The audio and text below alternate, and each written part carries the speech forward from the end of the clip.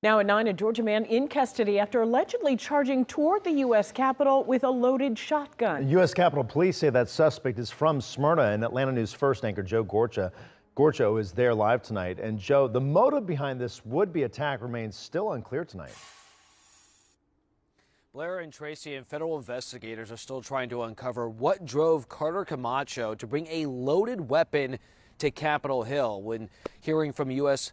Capitol Police Chief Michael Sullivan earlier today, he shared it's hard to imagine what might have happened had their officers not been standing guard.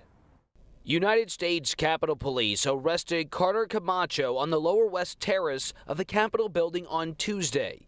The 18-year-old from Smyrna allegedly exited a car and ran toward the Capitol with a loaded shotgun shortly after noon. This individual was challenged by United States Capitol Police officers and ordered to drop the weapon, which he did comply with. U.S. Capitol Police Chief Michael Sullivan revealed that the weapon was not the only thing police say Camacho had on him. This individual had a tactical vest on.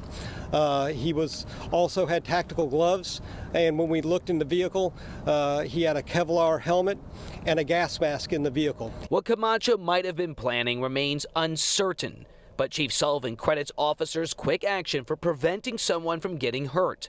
Just last summer, they held an active threat exercise at the precise location where Camacho was stopped. Chief Sullivan said today, in part in a statement, quote, "These now routine exercises are planned monthly and in different areas of the Capitol complex to keep our officers ready for potential threats just like this." Camacho now faces multiple charges, including unlawful activities, carrying a rifle without a license, unregistered firearm, and unregistered ammunition. And we did try to get insight ourselves here in Smyrna by going to the home we believe Camacho lives at here in Smyrna at around 6:30 this evening. But when we went to the home, no one answered the door when we knocked and tried to get some information. Reporting live here in downtown Smyrna, Joe Gorcho, Atlanta News.